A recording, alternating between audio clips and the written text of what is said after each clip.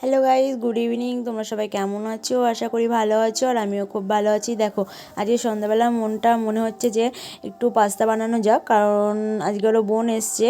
তো আমি আর বোন সন্ধ্যাবেলা ভাবলাম পাস্তা করে দুজনে মিলে একসাথে বসে খাই। তো দেখো, আমি টমেটো, আলু আর লঙ্কাটাকে ভালো করে কষিয়ে নিচ্ছি, নাড়িয়ে চাড়িয়ে নিচ্ছি ভালো করে। তো এই নতুন ঠান্ডা ওয়েদারে তোমরা সবাই কেমন আছো? আমার তো খুব ঠান্ডা লেগেছে, কাশি জ্বর সবই আছে। তো তোমরা সবাই কেমন আছো? এবার আমি পাস্তাটা দিয়ে দিচ্ছি।